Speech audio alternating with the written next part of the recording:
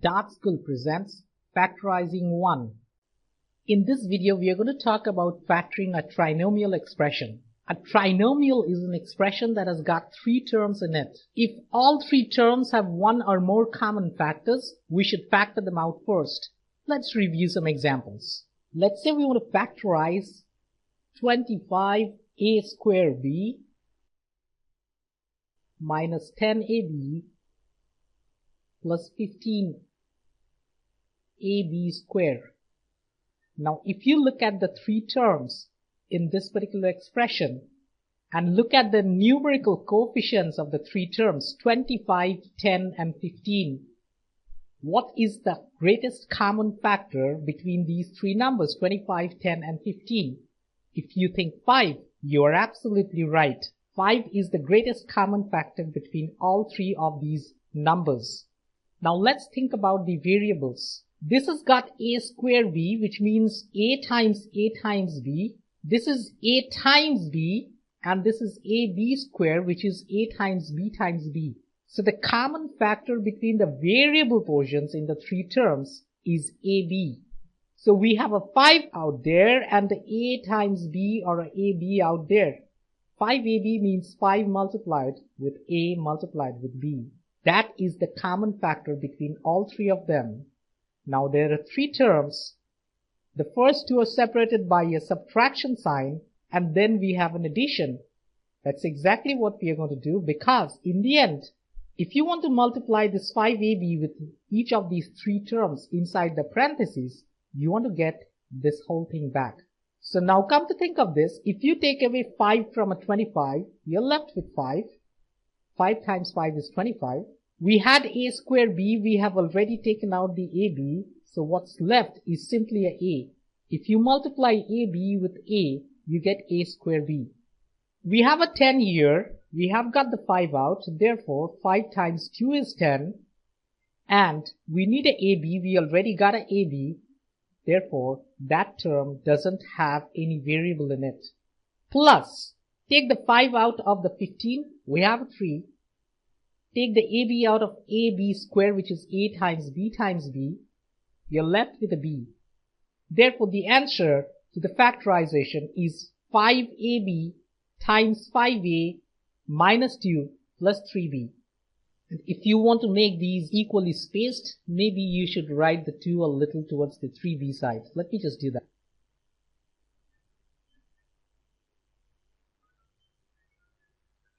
If there is no common factor between all three terms of a trinomial, we may still be able to factorize it. Let's see how.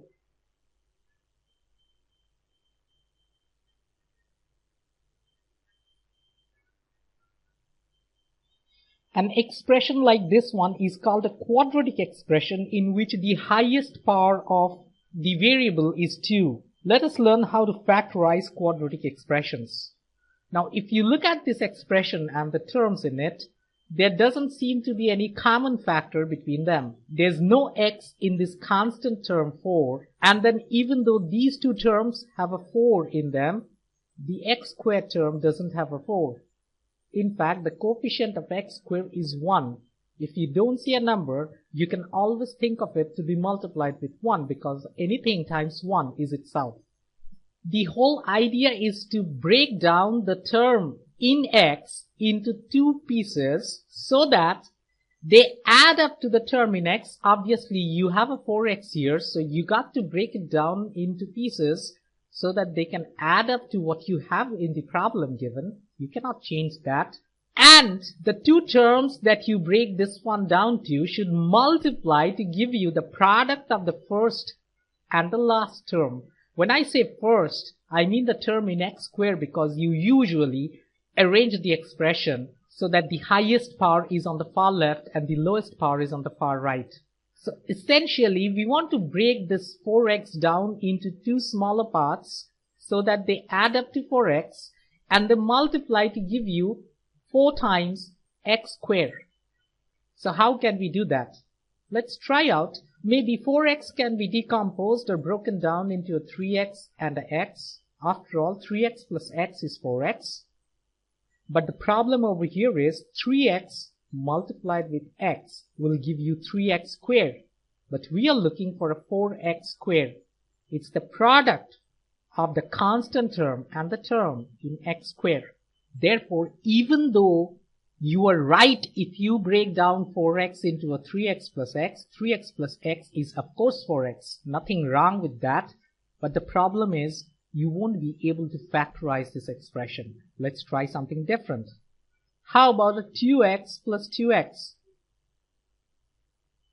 That also adds up to 4x, and 2x times 2x is 2 times 2 is 4, x times x is x squared. So we got it. We need a 4x squared as the product of these two terms that you break this down into, and we got that.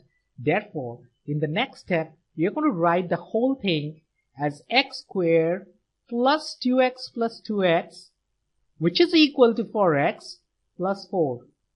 And then the whole idea is you have 4 terms now so that you can pair them up and factorize them. Let's think about factoring x squared plus 2x. What's the common factor? Obviously, the common factor between x squared and 2x is x. They both have an x in it. Open parentheses, close parentheses, because it's a plus in between, put a plus down. If you take an x out of x squared, you're left with x. X times x is x squared. If you take an x out from 2x, you're left with 2. X times 2 is 2. Plus, it's this plus out here. You want to factorize this 2x plus 4. Now what's common between 2x and 4? Obviously there's a 2. 4 is 2 times 2, therefore, open parentheses, close parentheses. If you take the 2 out of the 2x, you're left with x. If you take a 2 out from the 4, you're left with another 2. Now if you look at what we have, there are 2 terms, this one and this one. Do you see any common factor between them? Of course, yes. The x plus 2, this part is common between both of them.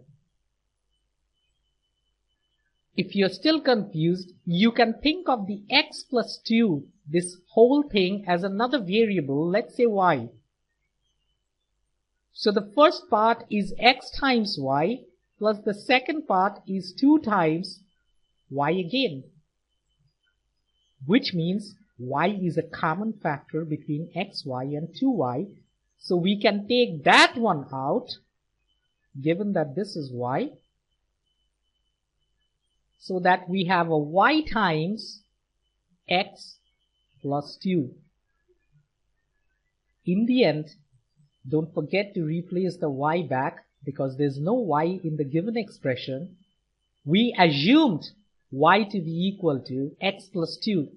Therefore, we are going to get that back. X plus 2 is y, and then in another parenthesis we have x plus 2, and who doesn't know that a number multiplied with itself is the square of a number. Therefore, the factored form is simply x plus 2 whole square. Let's try another one. This time we have 6x squared minus 7x minus 5. And we want to factorize this expression. Once again, the whole idea is to split this up into 2 pieces so that they add up to negative 7x, and the product must be 6x squared times negative 5, which is negative 30x squared. Now when you're having 2 numbers, one here and one here, that multiply to give you a negative number, negative 30x squared, it means the numbers must be of opposite signs. Because if they're both positive or both negative, you will never get a negative product, which is what we are looking for. 6x squared times negative 5, which is negative 30x squared. The 2 terms also have to add up to negative 7x. Let's not forget that. Therefore, we cannot have something like, let's say, a negative 6x and a positive 5x.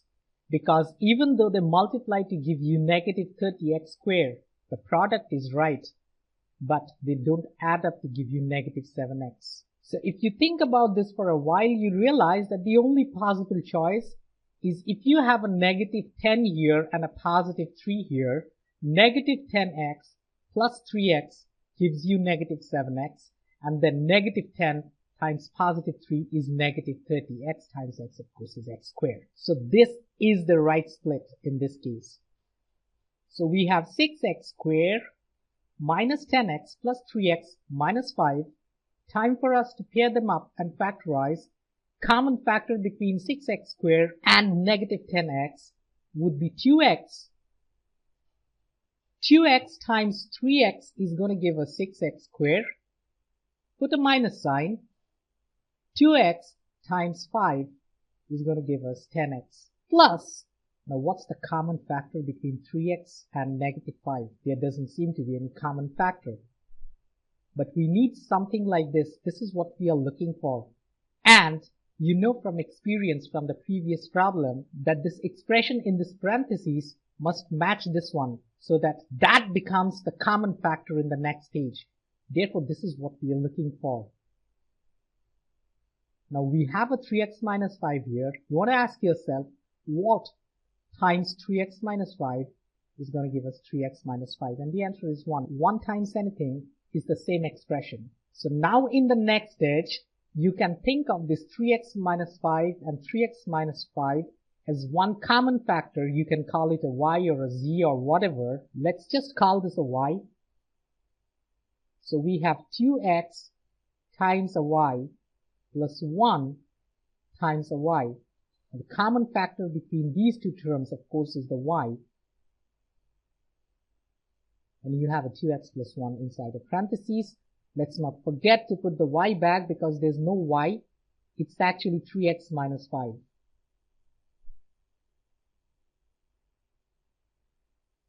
So this is the factored form of this expression out here.